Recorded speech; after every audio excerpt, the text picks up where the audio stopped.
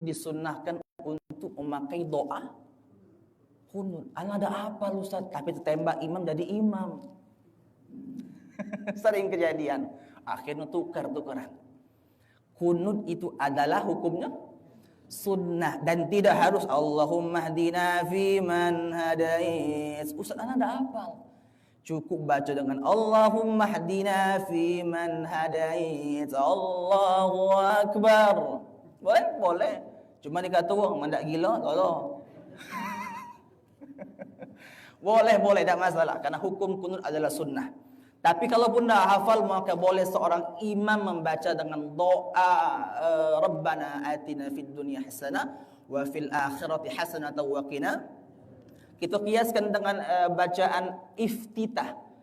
Nabi Muhammad membaca iftitah Allahu akbar kabira walhamdulillahi katsira wa subhanallahi bukratan sampai akhir. Tapi dalam riwayat lain boleh Allahumma ba'id baini wa baina khataayaya kama ba'adta bainal masyriqi wal maghrib, itu boleh. Yang paling simple Allahu akbar kabira walhamdulillahi katsira wa subhanallahi bukratan wa asira, dicukupkan dan dibolehkan, selesai. Jadi kalau tarawih jangan panjang-panjang. Allahumma ba'id baini wa baina khataayaya, berlari jamaah. Seorang imam tarawih pun dianjurkan membaca surat yang biasa dihafal oleh jamaah, yaitu ini bagus ini At-Takatsur sampai surah An-Nas. Kalau Ustaz pribadi ketika ngisi setiap malam itu pasti membaca. Di rakaat kedua membaca surah Al-Qadar, inna anzalnahu fi lailatil, itu hukumnya sah. Dan tarawih boleh 2 rakaat, dua-dua ya, bukan 2 rakaat dah katik tarawih 2 rakaat. Ada yang 8 rakaat plus 3 11, ada yang sampai 23 rakaat. Ustaz, mana yang benar? Semuanya benar. Dan Nabi Muhammad SAW itu tarawih di mana Pak Haji kira-kira? Jamaah. Banyak di rumah atau di masjid? jangan karena hadis ini ibu-ibu aja sepi Darul Falah. Ada asbabul wurud. Dalam ilmu hadis itu ada asbab wurud. Nabi Muhammad tarawih banyak di rumah karena takut. Makhafatu an yujiba alaina, takut diwajibkan. Selesai. Di zaman Umar tarawih baru dilaksanakan di masjid beramai-ramai. Jadi tarawih afdal di mana? Seperti dia mengatakan tarawih lebih afdal di masjid. Selesai. Ya.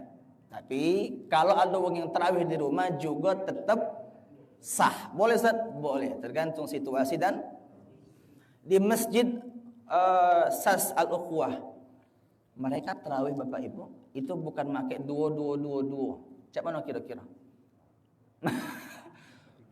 4-4-3, posisi main bola. 4-4-3. Jadi boleh Ustaz? Boleh Bapak Ibu.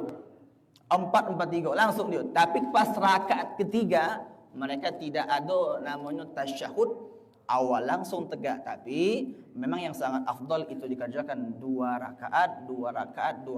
Itu yang paling afdal menurut keabsahan para ulama. Allahu a'lam. Kita hari ini khusus membahas tentang surah Al-Isra ayat pertama, tafsir, tadabbur dan tajwid. Sebelum kita mulai, di imam ini perhatikan di huruf sad ya ibu-ibu bapak-bapak yang khusus dari imam tarawih. Banyak seorang imam membaca ihdinasi, salah itu, total salah. Kita membaca, ibu-ibu bahasa Arab itu sangat fundamental, sangat dasar. Kita membaca ilah kepada, ilah hadratin Nabi, kepada kehadiran Nabi Muhammad SAW. Kalau ilah, kalau panjang. Kalau ilah, kecuali. Jauh tak? Jauh beda. Ilah hadrah, kecuali Nabi Muhammad. Beda dengan ila hadratin Nabi. Ya. Sama kayak iblis apa iblis? Ya, musuhnya Allah. Kalau ijlis, duduk. Maka bahasa Arab khususnya ihdinasi, jangan dibaca ihdinasi. Sedikit salah, tidak belajar, maka bisa membatalkan hukum solat. Yang menanggung adalah seorang imam. Seorang imam wajib mengetahui hukum fikih, dan yang kedua hukum tajwid Al-Qur'anul Karim. Baik, Allahu a'lam. Kita bahas surah Al-Isra. Subhanalladzi asra bi'abdihi lailan minal masjidil haram ilal masjidil alladzi barakna hawlahu linuriyahu min ayatina innahu huwas sami'ul basir atau basir. Ini huruf shad sangat bahaya ya. Kalau kita basir, apa artinya? Basir al-basir, yang maha melihat. Innahu, sesungguhnya Allah, hu di situ dhamir. Innahu huwas sami', dia yang maha mendengar, al-basir, dan yang maha melihat. Tapi ingat ibu-ibu, Allah walaupun maha mendengar, maha melihat, tak boleh kita katakan Allah punya tangan, Allah punya mata, Allah punya kaki, dan lain sebagainya. Sama kayak wasi'a kursiyuhus samawati wal ard. Apa artinya? Wasi'a kursi, luas kursi Allah Azza wa Jal. Kalau kita tafsirkan, Ustaz, apa maksud kursi di sini? Kursi di sini bukan kursi Allah mempunyai kursi kayak kita sofa, tidak. Allah mempunyai kekuasaan seluas langit dan bumi, sangat hebat. Itulah dikatakan Allahu a'lam bissawab. Subhanalladzi asra bi 'abdihi. Maha suci Allah asra bi 'abdihi, yang memperjalankan hambanya. Siapa itu? Nabi Maulana Muhammad sallallahu alaihi wasallam. Lailan minal masjidil haram, di malam hari. Sehingga Allah jadikan solat tarawih itu di siang atau di malam. Ada kira-kira wong solat tarawih di siang hari? Lebih afdal solat tarawih atau solat sunnah ba'da isya? Ini banyak kesalahan seseorang makmum dan imam isya ya. Sekarang puasa kau dah? Ni anak po. Baik ibu-ibu. Ba'diyah isya itu adalah solat sunnah rawatib. Apa rawatib itu? Solat sunnah yang mengiringi solat qabliyah atau solat ba'diyah. Qabliyah sebelum, ba'diyah sesudah. Ada 12 rakaat yang sangat dianjurkan.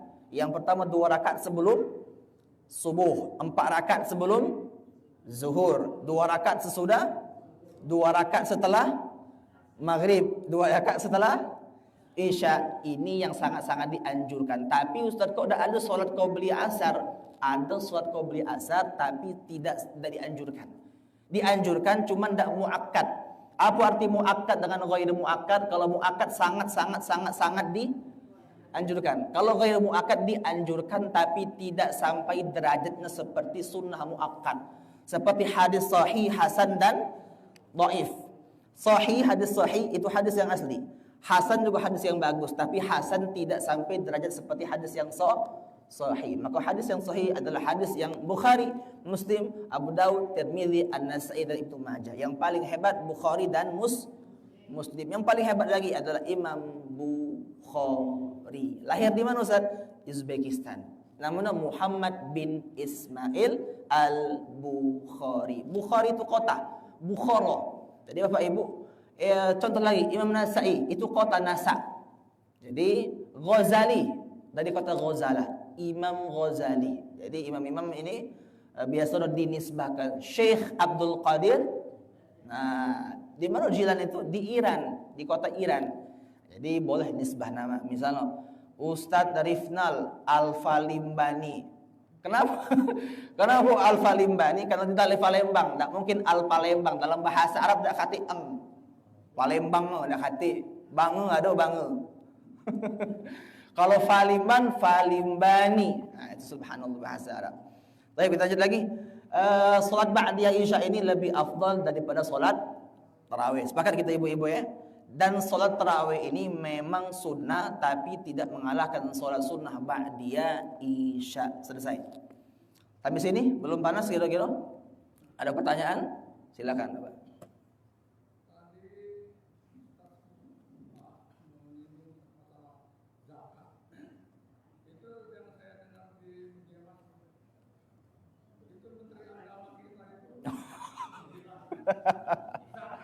Baik.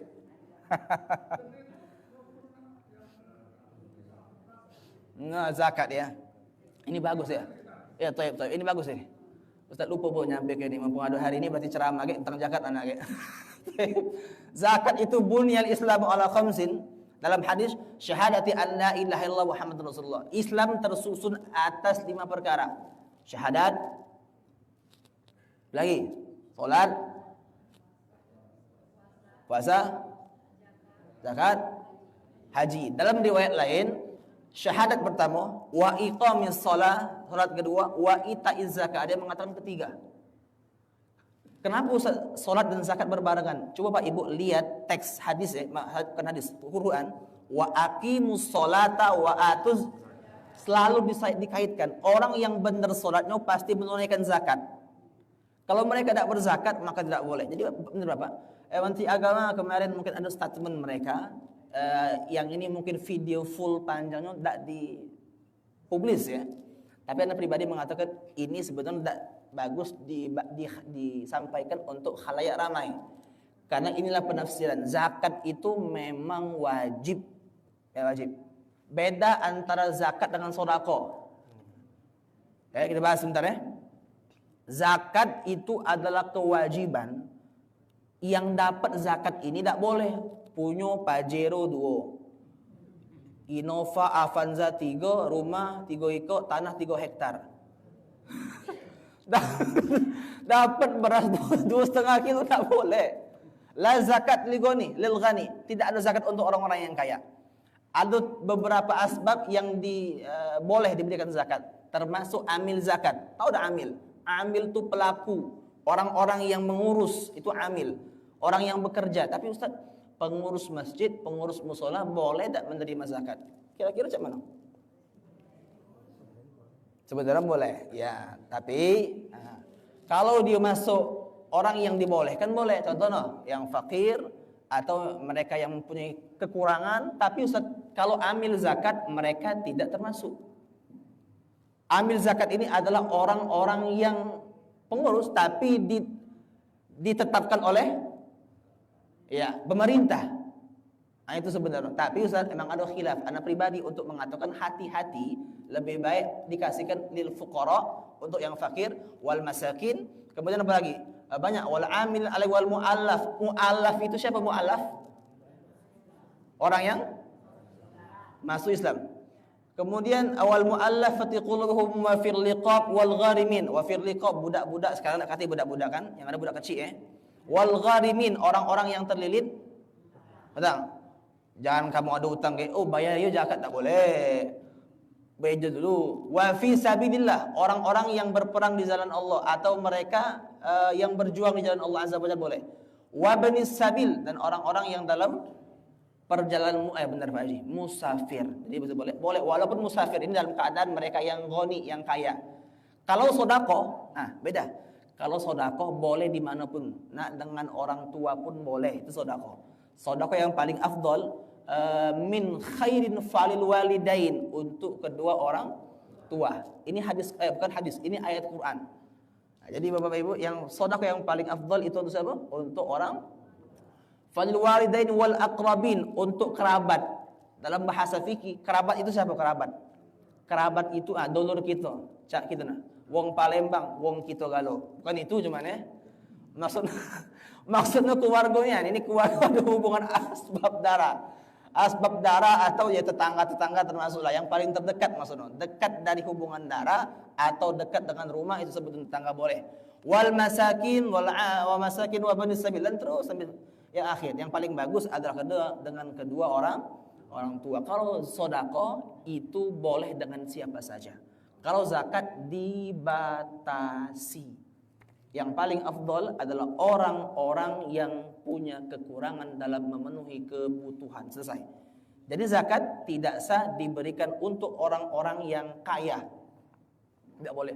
Boleh zakat dengan uang itu boleh? Boleh. Tapi anak pribadi menganjurkan zakat lebih enak dengan makanan-makanan pokok, yaitu dengan beras. Dan zakat lebih bagus diberikan di akhir-akhir puasa. Benar ibu-ibu. Jadi subhanallah, inilah tentang bab zakat. Jadi benar, zakat itu adalah kewajiban, bukan tidak boleh dikerjakan. Itu harus zakat dulu baru sedekah. Kalau sedekah itu hukumnya sunnah, makanya penghasilan kita ketika ada kelebihan di situ, maka ada 2,5% untuk orang lain yang harus diberikan. Sehingga Allah mengatakan, yamhaqullahu riba. Allah akan menghancurkan riba wa yurbis shadaqat, dan akan menaikkan sedekah. Orang yang seandainya manusia ini hobi untuk berzakat, sedekah, maka hilanglah kesusahan di seluruh penjuru umat Islam. Allahu a'lam bishawab. Sampai sini lanjut. Ayo silakan Pak Ana. Yang masalah zakat kan yang bagus kan sebelum apa namanya? Sebelum sholat Id ya. Jadi kita nak tentukan jadwal sholat Id itu mulai jam berapa, dan seumpamanya kita nak menunjuk terlambat kan? Nah, apakah sebelum sholat Id di kampung itu, apakah sudah masuk sholat itu? Oh, di kampung itu berapa? Kalau di tempat lain sudah. Oh, karena banyak kan musola dan masjid gitu ya, banyak kan, bingung kita bagi ke siapa. Anak pribadi macam ini. Ketika sekarang lihat di Google ya, patokan kita Google, jam berapa sekarang itu sholat Id dibolehkan. Nah itu be. Nah, jadi anak pribadi mengatakan sebelum sholat Id itu ya sekitar jam 7 lah sekarang ya. Nah, sebelum jam 7 kita patokan, kita dudukkan dulu jam 7 itu kalau bisa sudah diberikan kalau-kalau. Dan zakat fitrah ini tidak sah kalau diberikan setelah kita sholat Id. Nah itu penting. Dalam hadis Nabi Muhammad SAW itu bukan zakat, tetapi sedekah yang diberikan. Dan orang yang mampu tidak memberikan zakat itu tidak akan fitrah bisa dia. Apa itu fitrah? Kembali suci, benar. Kembali bersih, putih. Jadi zakat fitrah ini untuk menentukan kesucian dan kebersihan dari ibadah puasa kita. Jadi Bapak Ibu, zakat fitrah ini diusahakan kalau sebelum sholat Id ya. Kita anggaplah sekarang sholat Id jam 7 ya. Nah, sebelum jam 7 gitu ini kalau bisa diberikan untuk orang-orang tadi. Karena kita banyak musola di masjid, maka kita dudukkan biasa sekitar jam 7 atau jam 7.15. Dikatakan Allahu a'lam bishawab. Kalau ini masalah fikih, arti fikih kesepakatan atau pemahaman. Lanjut boleh? Laju ini Bu Iko. Yang mana? Ini pengen ini? Ini dulu.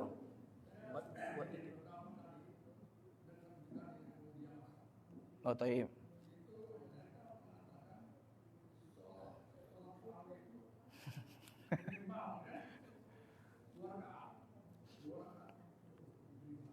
Taib. Salat tarawih.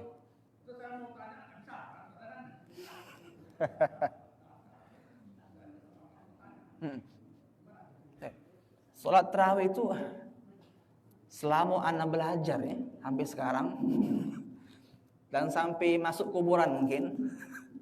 Salat tarawih itu memang batasnya adalah berapa rakaat? Ajuk yang 8, 11, 9, 9. Minimal.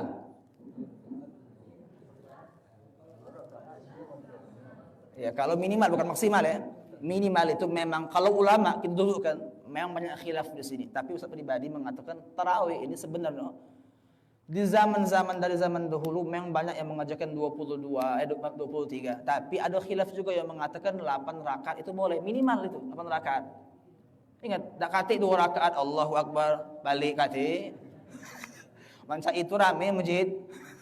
Tambah lagi imam panjang, alif lam mim, sudah baliklah. Jadi tarawih itu memang paling dikit ya. Minimal kita dudukkan itu ya. Kita sampai yang para ulama mengatakan 8 rakaat itu boleh ya. 8 rakaat lah minimal. Ibu-ibu, bapak-bapak, tarawih itu tidak ada batasan. Bahkan ada sahabat tabi'in, lalu tabi'in salah, yang mengatakan tarawih itu sampai 99. Subhanallah, jangan dikerjakan ya, tidak mampu gitu. Kita kerjakan yang 8 rakaat saja. 8 plus 3. Yang witir boleh 2 plus 1 atau langsung 3. Witir tidak harus 3 rakaat, boleh 5 sampai 11 rakaat. Tapi memang kalau kita cukup untuk 3 rakaat. Jadi salat tarawih minimal itu 8, tapi kalau maksimal kita dudukkan dulu sekitar 23 rakaat. Karena takut kali kita tidak sanggup. Bagus Bapak, Masya Allah nih. Terima kasih banyak. Ya silakan Bapak. Nah. Tadi kan ganjarnya 1 per 11 ya. Nah kalau itu 1 berarti 3 langsung atau 21. Kalau 21 2 itu kan itu salam. Kalau salam itu kan berarti 2 rakaat. Kalau ganjar ya. Saya udah salam. 2 1 atau langsung 3 ya? Iya, sebaiknya mana? Apa langsung 3 apa 2? Sebaiknya mana? Anak pribadi fikih ini Pak. Ingat ibu-ibu. Siapa yang kesepakatan uang masjid, uang musola macam mana? Kalau dia 2 rakaat plus 1 boleh, tapi anak pribadi memang tidak bertele-tele, lebih enak langsung 3 plus, langsung 3. Selesai. Tapi kalau 2 plus 1 tidak masalah. Tetap sah. Karena arti witir itu apa? Ganjil, bukan genap apalagi ganjil genap itu pelat laju. Ganjil boleh 1, 3, 5, 7, 9 sampai 11. Tapi anak pribadi mengatakan cukup ya 3 rakaat saja. 2 tadi boleh, tapi harus ditambah 1. Iya. Ya, tetap sah tadi karena diakhirin 1, tapi memang lebih anak pribadi mengatakan enak 3 rakaat. Kenapa Ustaz? Karena tidak bertele-tele. Tapi kalau 2 plus 1 pun tidak masalah, tergantung kesepakatan musola dan masjid. Lanjut dulu ya. Lailan minal masjidil harami idal masjidil aqsa alladhi barakna hawlahu linuriyahu min ayatina. Taib. Ada kata lailan minal masjidil haram. Di mana letak Masjidil Haram? Di Makkah. 2 tempat yang tidak akan dimasuki oleh Dajjal. Yang pertama apa? Makkah dulu. Makkah. Yang kedua Madinah. Turun Al-Quran di mana? Makkah dan Madinah. Ada Al-Quran turun di Palembang, dah kata. Wong kita kalau kata, ayatnya wong kita kalau kata. Jadi ibu-ibu, 2 ikut ini, Makkah dan kenapa rahasia Dajjal tak akan turun? Yang pertama, Makkah itu lahir Nabi Muhammad SAW. Yang kedua, Madinah jasad Rasulullah itu di situ. Kemudian Makkah dan Madinah turunnya Al-Quran di Makkah dan Madinah sehingga Dajjal tidak akan bisa untuk sampai di sana. Di Pegagan keno. Rumah Pak Edi juga keno. Rumah Pak Haji keno juga. Keno lah lo. Rifnal kalau juga kayak keno lah. Kalau masih itu kami. Subhanallah ya. Ilal Masjidil Aqsa. Nah, di mana Al-Aqsa ini? Al-Aqsa ini di Palestina. Palestina itu tempat lahirnya imam kita. Imam apa? Imam? Imam mana? Imam dari Solo. Kata imam dari Solo. Imam dari Gaza, Imam Syafi'i. Muhammad bin Idris Asy-Syafi'i. Dia lahir di Gaza. Jadi Imam Syafi'i lahir di Gaza. Wong Gaza itu hobi untuk ngapal Quran. Lahir anak disuruh ngapal Quran, bukan pas bayi ngapal Quran tidak. Pas usia 3 tahun disodorkan untuk hafal Quran. Kalau ngapal Quran itu ibu, sedikit kasih metode ngapal Quran. Ya. Ini Al-Quran ya. Oh ya, follow aja. Ini Quran. Ngapal yang paling enak itu, yang paling mudah. Ini lama, tapi cepat. Ngapal lo lengket. Sehalaman ini ya. Sehalaman ini berapa baris kira-kira? Ya sekitar ada 18 ya, ada 15. Kita anggaplah 15. Kita anggap. Sebaris ini, sehalaman ini dibaca 15 kali. 1, selesai. 2, 3, sampai 15 kali. Dan sampai 15 kali kita lancar dulu. Ingat dengan syarat bukan masih ikro. Abata, tak kena ini. Harus lancar dulu. Ya, jadi ibu baca 15 kali dan hafalkannya sebaris-baris. Baris pertama kuatkan benar-benar, ditambah baris kedua. Baris kedua kuat, diulangin dari baris pertama dan baris kedua sampai baris ke-15. Dan yang paling susah itu murojaah. Apa Ustaz? Murojaah itu adalah mengulang-ulangi. Yang paling enak itu murotal. Nah, Syekh Sudais itu enak. Atau Syekh Ustaz Hanan Ataki, tahu Hanan Ataki? Nah, itu bagus, boleh. Jadi ibu-ibu yang paling enak ngapal Quran baca 15 kali baru hafalkan per baris. Kalau nak kita langsung 3 baris tidak akan hafal. Harus satu baris. Dan dipotong subhanalladzi tambah lagi asra bi 'abdihi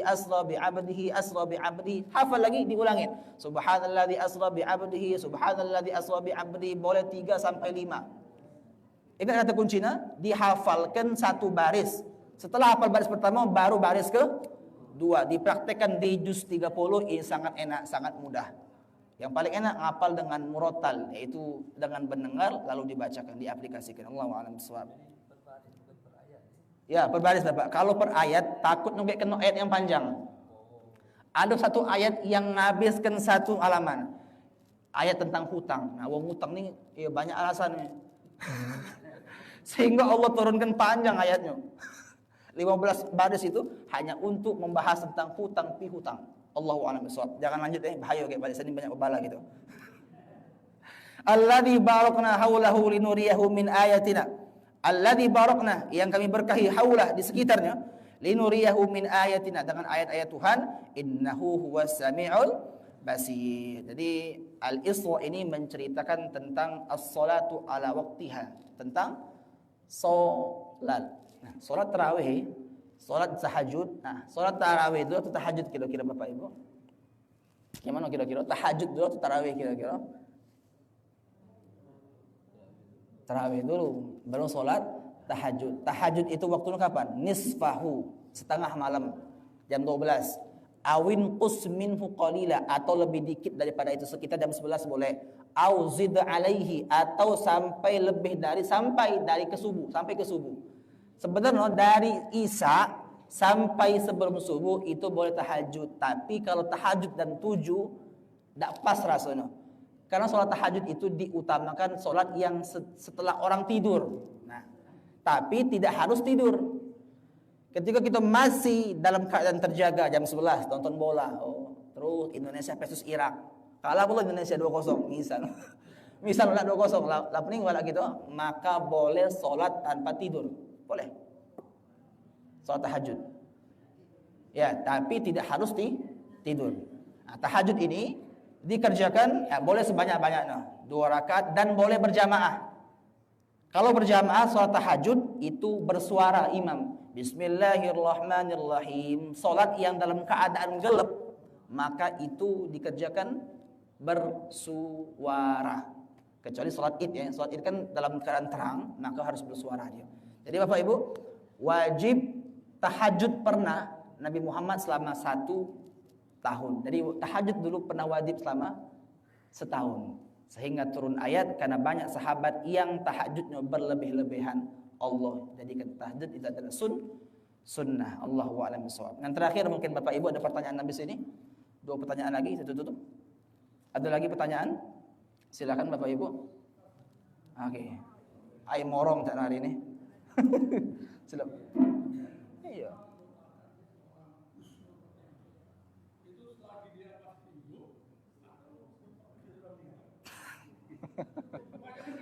Baik.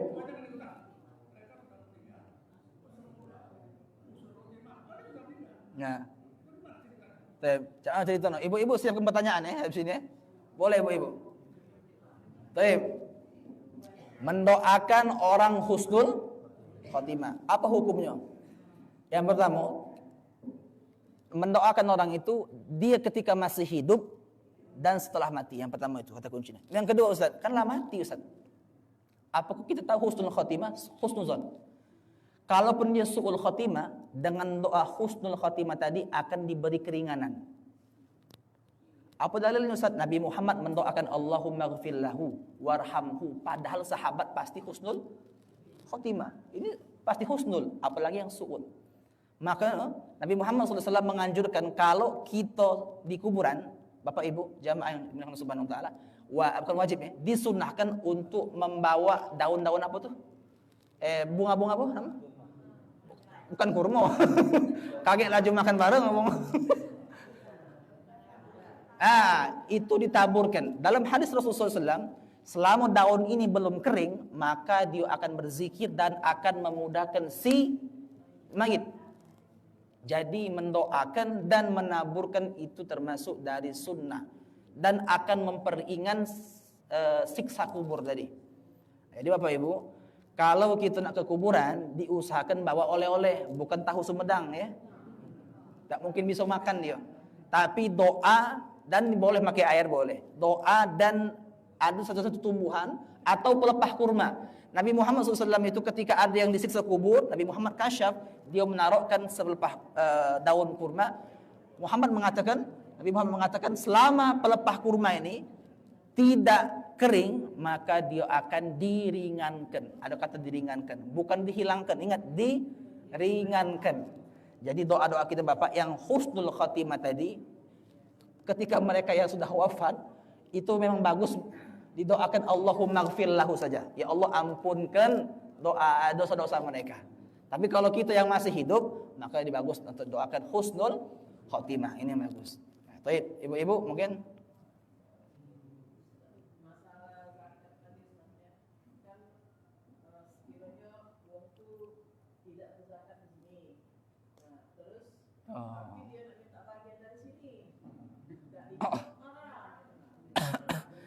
Dia tidak berzakat di sini. Oh, dia tidak pernah sholat ke sini masa itu. Oh, dia udah dia udah masuk daerah gitu. Oh, memang zakat itu ibu-ibu, memang harusnya zakat itu setiap masjid itu atau musola, ya mereka mengambil wilayah lah, misalnya RT segala macam. Tapi kalau kita tidak masuk daerah sini, misal di mana kira-kira? Daerah mana tuh ujung tuh? Bagus Kuning misalnya, sana ya. Tidak masuk, tiba-tiba dia minta. Anak pribadi mengatakan zakat itu memang orang-orang yang paling terdekat dulu diperhatikan. Jadi boleh, cuma nak kata akhlak itu. Ingat kata kuncinya. Boleh, cuma kata aku. Macam itu. Ya. Misalnya kampung inilah kan. Tapi dia tidak berzakat di sini. Nah, Pertanyaan sama tadi. Tidak dikasih dia nak marah. Oh. Ya, ana lebih menekankan ini sebenarnya ya kalau sah saja. Tapi memang kalau bisa zakat itu di sini ya, di tempat-tempat yang paling terdekat.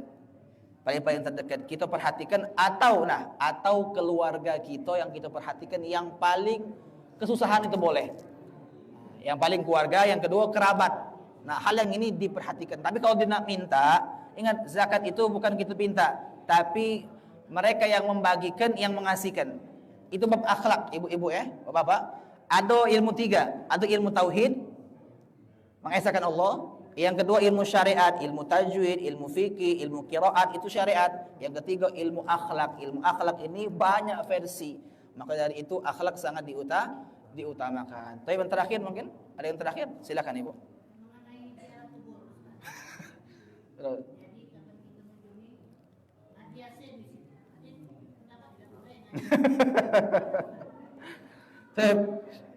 Tentang ziarah kubur ini yang terakhir ya. Apa hukumnya ziarah kubur? Membacakan surah Yasin. Ingat ibu-ibu, hadis Nabi Muhammad SAW ya. La taj'alu buyutakum maqabir. Jangan jadikan kuburan rumahmu seperti kuburan. Dan kuburan bukan dijadikan sebagai tempat sholat. Kalau ada tempat sholat di musola ada kuburan, anak pribadi mengatakan tidak boleh itu. Ya, tapi kalau untuk yasinan, untuk baca-baca wiridan, untuk mendoakan si mayit, maka ini diperbolehkan. Walaupun ada sebagian ulama mengatakan, ya, termasuk guru-guru kami salafi, bukan mengatakan salah ya. Mereka mengatakan kalau bisa jangan. Tapi Ustaz pribadi mengatakan yasinan itu diperbolehkan.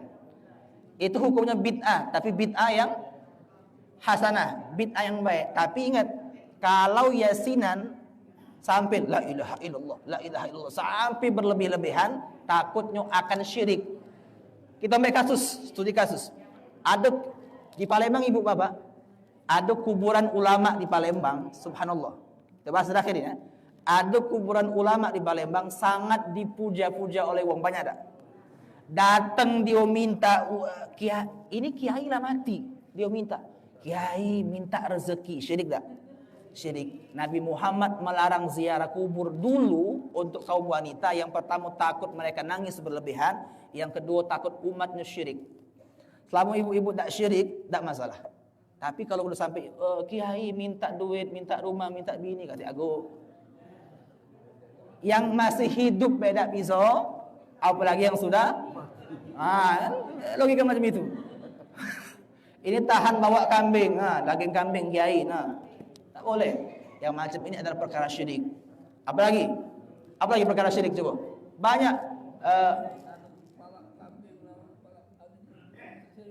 Di mana? Sedang bangun. Astagfirullahaladzim. Bangun rumah kan sampai kiai itu doakan juga, padahal dia tahu.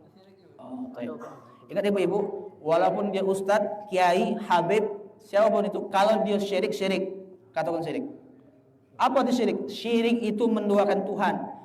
dengan ada tujuan yang lebih hebat yang bisa menjaga mengubur kepala kambing dalam rumah itu syirik. Ada jamaah Ustaz beli mobil baru. Ustaz, anak ini beli mobil baru. Kira-kira nak dimandikan kembang apa tidak? Ini syirik. Yang macam ini bukan malaikat yang datang tapi syaitan.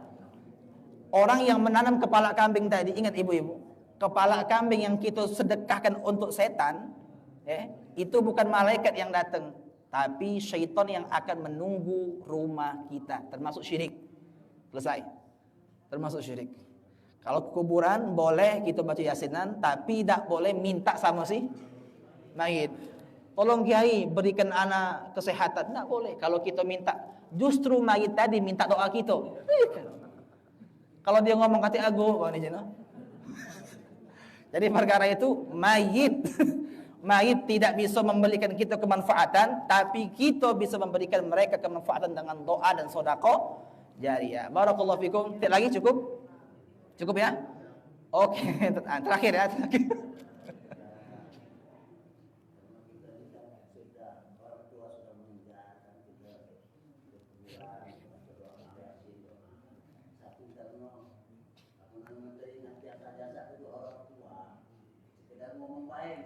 Oh.